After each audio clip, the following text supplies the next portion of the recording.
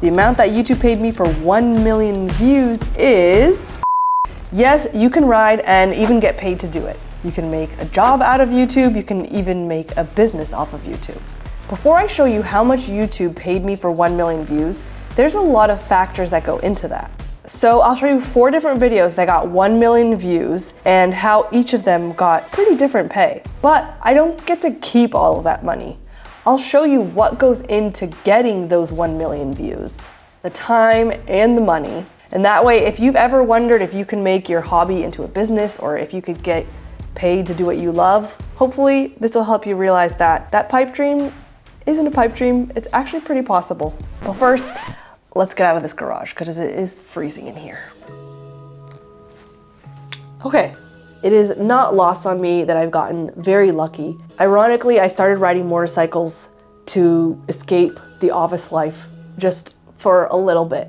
And the fact that I literally escaped the office life like full time now because of YouTube, if you weren't here watching, caring about this at all, this wouldn't be possible. So first, shout out to you, the audience.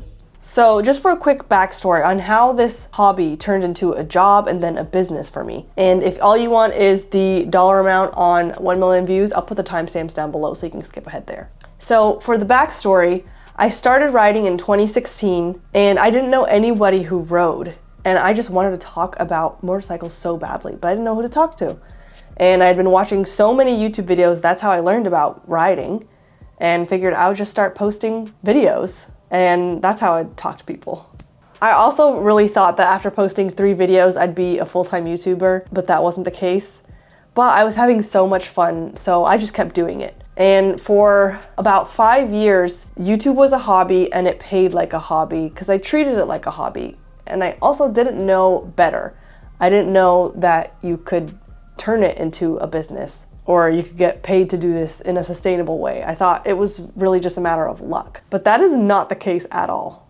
And I'll get into a little bit more about how I learned how to do that later. So I'm gonna take you into my YouTube analytics and we'll see on the back end on what these million view videos look like. Okay, so right now we're in the channel and we can see I just sorted by the most popular videos, and right now I have 4 videos over 1 million views.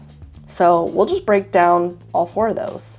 Okay, so this Sturgis one, this hit 1 million views at like, what, 46 days. So it's a little over, but holy cow, that got 60,000 views in 1 day. So I wish I could do that every video. And this video where I did 100 U-turns a day for 30 days, that got 1 million in 87 days. Jocelyn Snow video, 1 million, that got 1 million. This one took a little longer to get 1 million. 1 million in a year and like 55 days. This one, Controversial Opinions, that got 1 million in 217 days. And then this Hayabusa short got 1 million in 40 days. We're gonna look at them in order of which video got 1 million views first. I actually thought it was the Jocelyn Snow training video that got 1 million views first, but it wasn't. It was the Sturgis taking the hidden cameras to Sturgis video. So in 1 million views, this hidden cameras to Sturgis video got almost $5,000. The video training with Jocelyn at 1 million views, that one got about $2,400. And this video doing 100 U-turns a day for 30 days, at 1 million views, that one got $3,400. Controversial Opinion video, 1 million views, got a little over $5,000. And the short on the Hayabusa for 1 million views, it made $72. So these are all very different numbers. And I can explain to you what affects those numbers. Right here, we're in the back end in YouTube. You go into revenue and you go down to CPM. That's how much advertisers will pay for their ad to show up in your video. And different things can affect how much advertisers will pay to be in your video. If you've got more ladies in your audience, they'll pay more for that. Depending on the topic of your video, they'll pay more for that. So kids content, entertainment content, motorcycle content is not gonna make nearly as much as channels that are about business or education or law, those they've got great CPMs. And not only that, also how long your video is will affect that. So, and I don't just mean like a short versus a long form, a 1-minute video versus anything over that. The longer your video can be, the more ads YouTube can place in that. I have ads placed automatically, and in some videos I've placed even more ads, but the amount of ads you see per video isn't based off of how many ads the YouTuber puts in the video. It's based off of your viewing behavior. So especially if you watch a lot of YouTube, YouTube gets to know your ad tolerance. So if they see that you hop off of YouTube because you've seen too many ads, they'll start showing you less ads.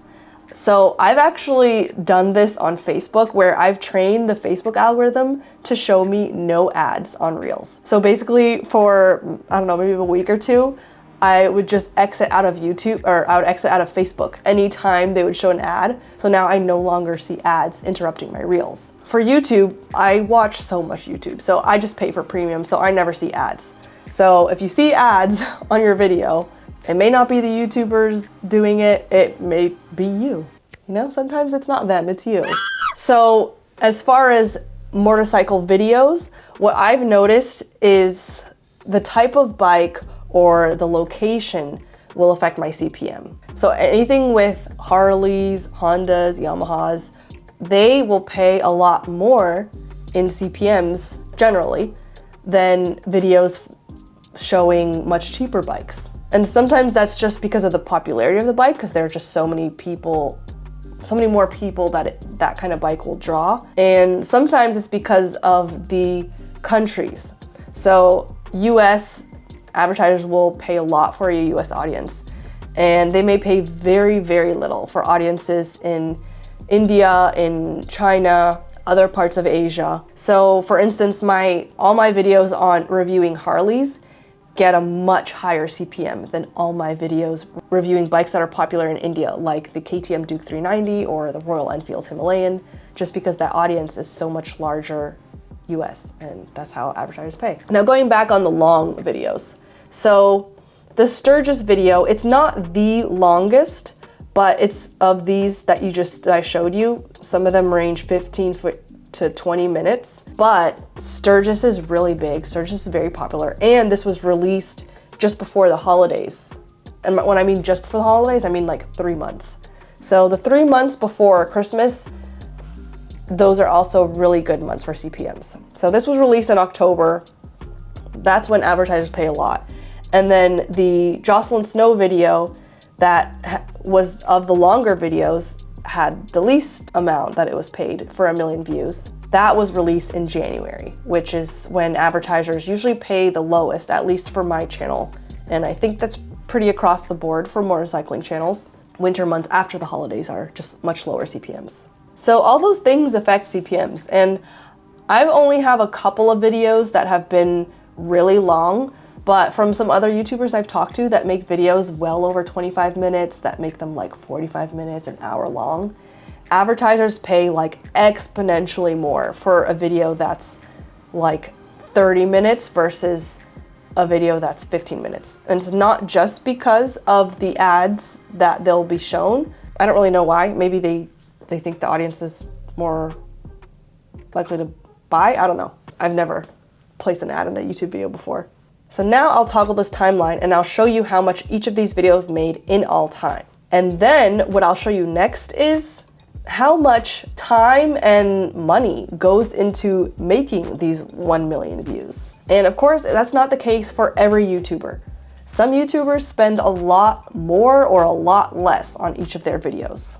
Some of my videos have totally been recorded in a driveway or a parking lot, and the only cost now is paying Maria and Whitney to edit it. But some of my videos, I've flown out to California and taken a course, and maybe I didn't get that course comped, maybe I paid for it, or I paid for a private lesson and then I made a video for it. So like all those training videos you all saw, I trained like a combat motorcyclist. Actually, I think I called it like, I trained like the deadliest riders, something. I tried impossible Tom Cruise stunts. those were some of like the most expensive videos I've ever done because I was paying for the flights, and when I'm in a course, it's really hard to film myself, so I would pay for someone to film it, and I was paying for the course as well, and then the editing. But ironically, you know what I just noticed? Almost all of my million view videos have been some of my cheaper ones. That's a good lesson for me. Okay, so on the all-time how much these videos have made, in just AdSense alone. So I think whenever I show you all that goes into time and money making these videos, I'll also show you YouTuber income streams.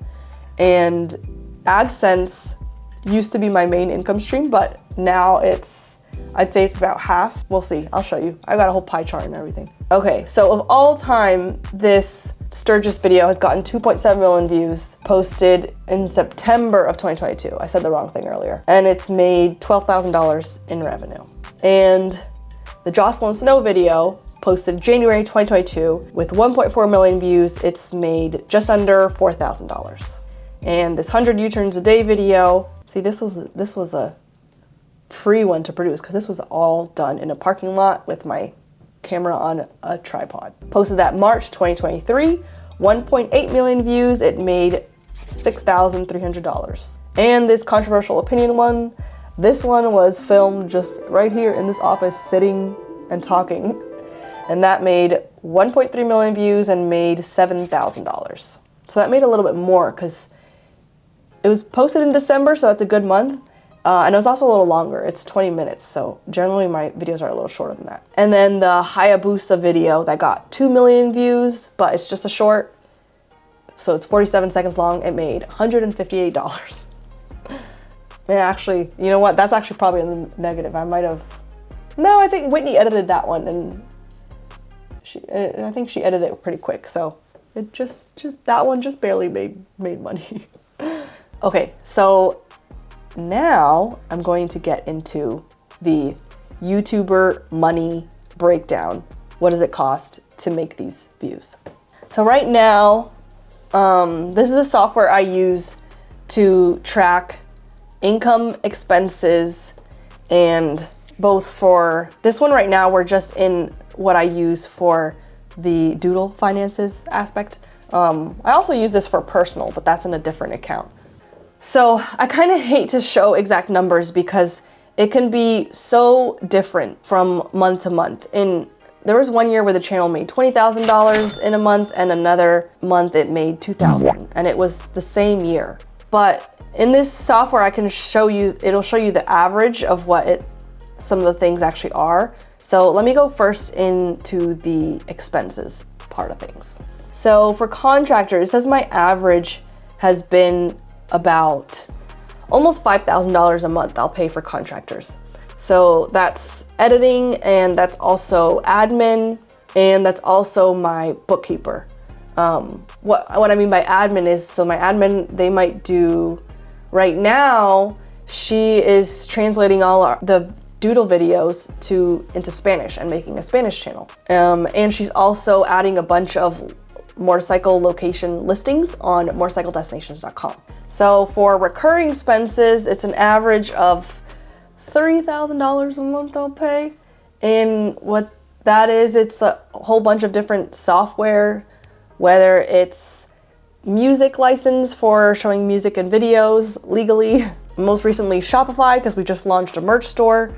Haven't totally officially launched it, but I'm wearing one of the shirts. If you want to check it out, it's down below, but stay tuned. I haven't totally officially launched it. I just want to make sure everything's still, you know, we mentioned in a live stream recently, but I just want to get it just right before I publicly announce it on YouTube. And then there's other services like TubeBuddy and vidIQ. I'll use those for search engine optimization, A/B testing titles and thumbnails. After a video has already gone out, those softwares will automatically switch out thumbnails and maybe even titles for me to just see which one does better.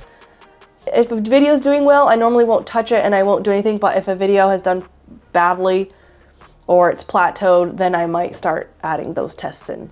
And then there's also Slack. That's how we all communicate with each other, me, Whitney, Maria, and Noelle, my admin. And then DittoDub, that's the software I use that will automatically translate. It uses AI, so it'll translate my videos into Spanish right now, is what she's doing. And it's it's really cool. It's it literally sounds like me talking in Spanish, but my Spanish is not that good. Estoy tan roja hoy. Está bien para mí porque es mi color favorito, por si no te diste cuenta. So if you see it, just know, like, if you ever want to talk in Spanish together, you're gonna be like, what happened to your Spanish? Now you talk like you got a thick American accent and you're missing words. Taxes, ugh, so annoying. So I average about $1,300 paying taxes each month. That goes to the IRS. Right now I have the percentage breakdown of expenses and income as a YouTuber for all of 2024. AdSense has been like the bulk of my income for the first 4 or 5 years on YouTube. It wasn't until 2 years ago that I started getting sponsorships, and I reached out to them. Like, I emailed 11 brands, all brands of stuff I was already using, and I had a lot of help from a bunch of other YouTubers. Shout out Adam Sandoval, shout out Sean from Bikes and Beards, shout out Amanda Zitto, shout out, oh, so many people I asked, and it helped me figure out pricing and pitch email. Out of those 11 brands I emailed, 8 of them said, yes, we'll be a sponsor on this channel. And now I have brand agents that are much smarter at sales and negotiating and all that stuff than I am.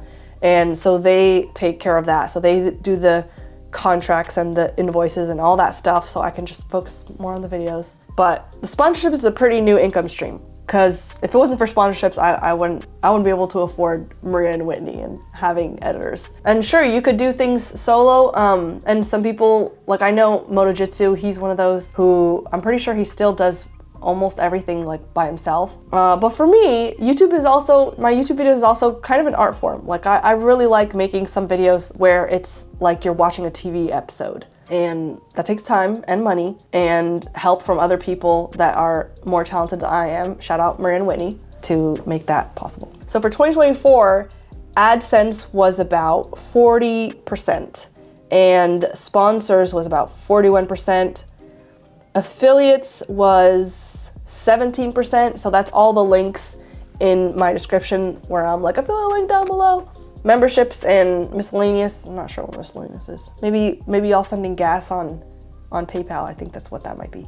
And over here in income, so I can't believe I forgot to tell you this. That software you see me using where all the income is broken down and all that stuff. So my husband, Cody, designed that. He's a software engineer who used to work in cybersecurity and is obsessed with finances. So he uses knowledge as a cybersecurity software engineer and his obsession with finance to make this website where you can manage and budget all things money related, kind of like mint.com, except mint.com sells your information, which he does not like. And his website does not sell your information, and it's very secure on the back end. And unlike Mint that's free, these websites that are free, that's how they make their money. They sell your information. So for a year as he perfected this, I've been his only very demanding client, requesting a lot of changes like that pie chart you see me toggling through. He has not fully publicly launched it yet, but he is ready to.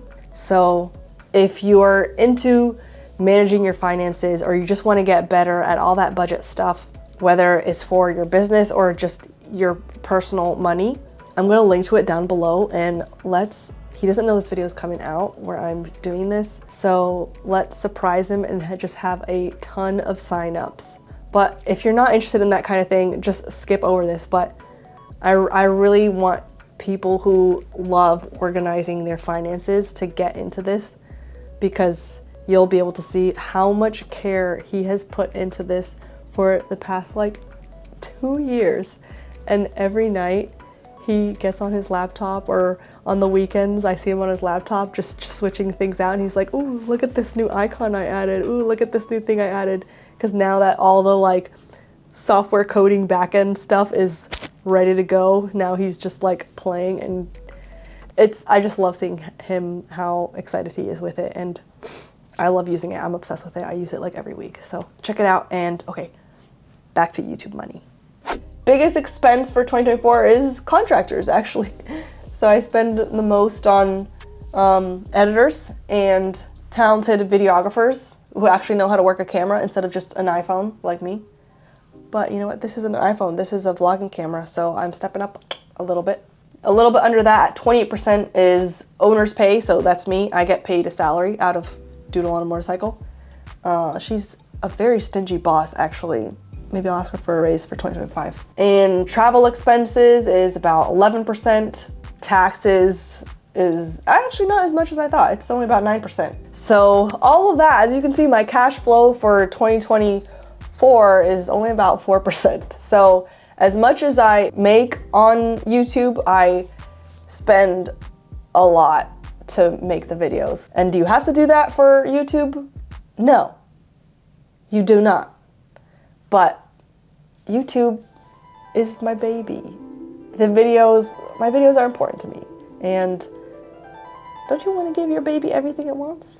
I just cannot believe that I'm here. Like, I remember when I was doing this on the weekends and on my lunch break from the office, just trying to get a little shot of espresso on my bike by riding and making YouTube videos. And I remember I had a motto that was, escaping the 9 to 5, one ride at a time.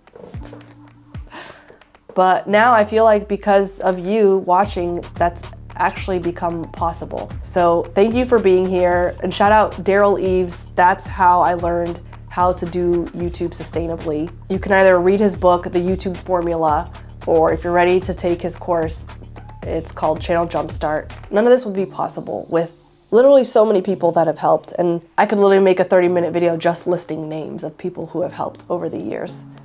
And that doesn't even include writing all the names of you watching. So thank you so much. I can't thank you enough. The YouTube algorithm is watching you and thinks that you'll like this video next. Let me know below what the androids picked for you and if they did good.